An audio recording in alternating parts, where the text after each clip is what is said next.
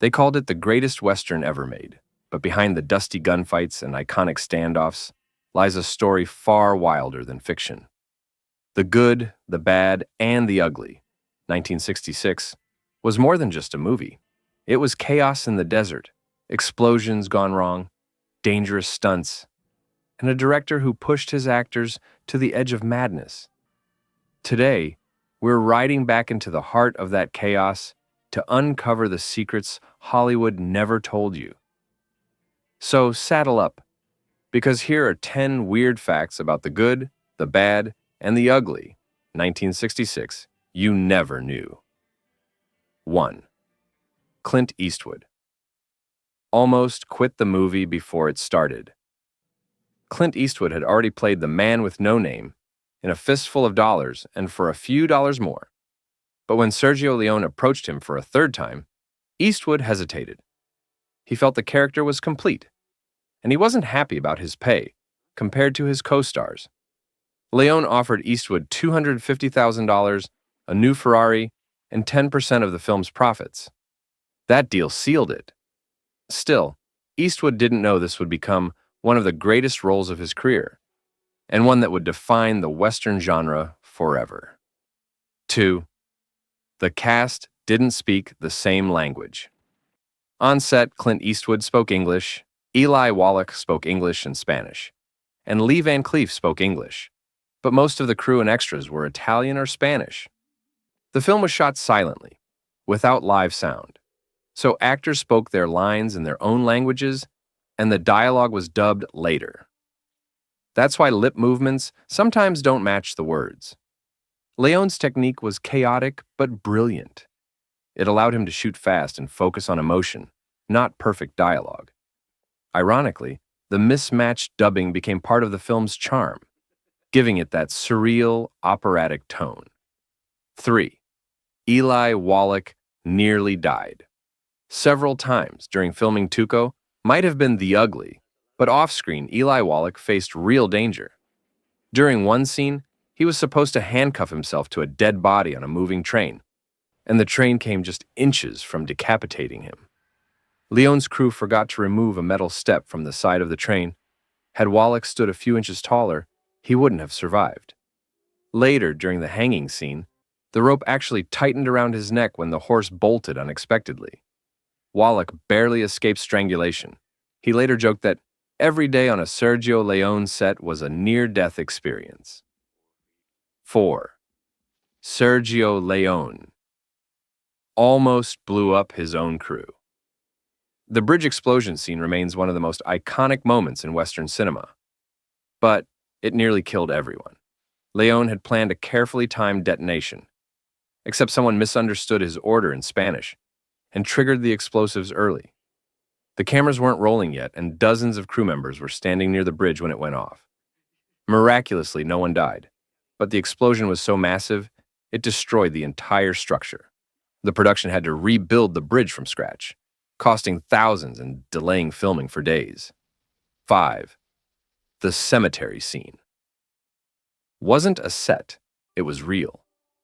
The breathtaking finale, where Blondie and Tuco duel in a massive circular cemetery, looks like something straight out of a dream. But it wasn't a Hollywood set.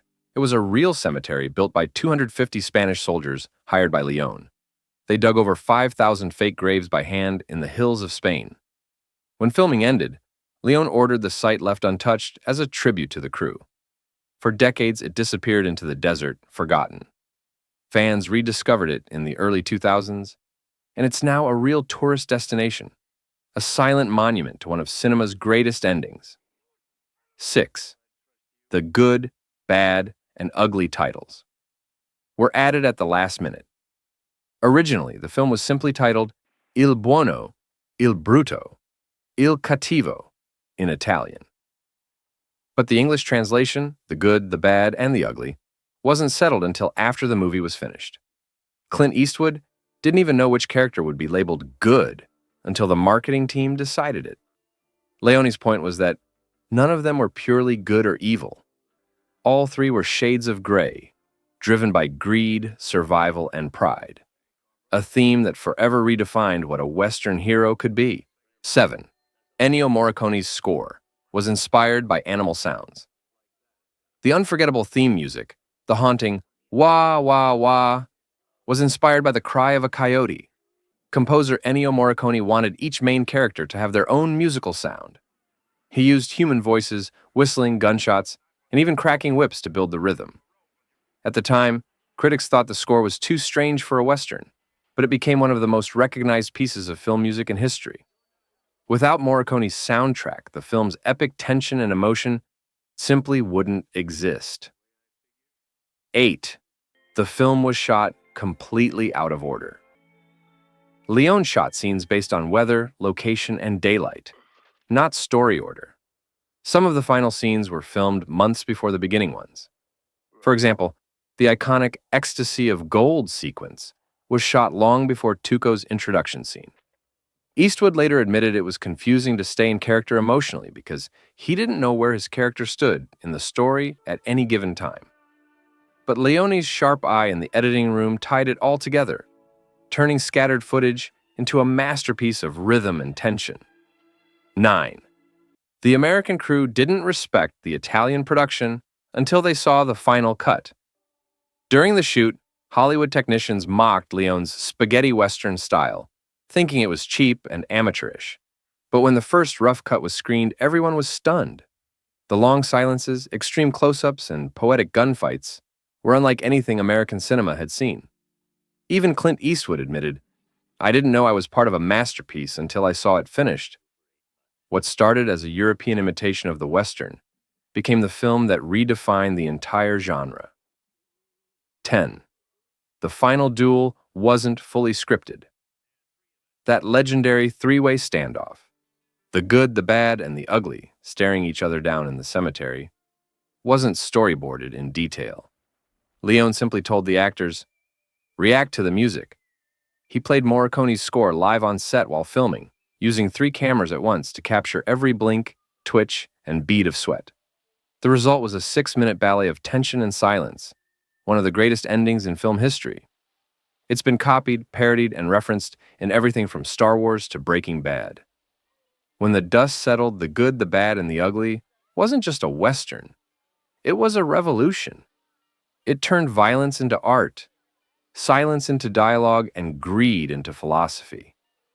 Every desert shot, every echo of Morricone's music became part of film history. Sergio Leone once said, "My films are about men's faces and time." And maybe that's why this movie endures. Because it's about more than good or bad. It's about what we all become when gold, war, and survival collide. Even after half a century, the duel still plays out. Not in the dust, but in every filmmaker who dares to dream bigger than the rules.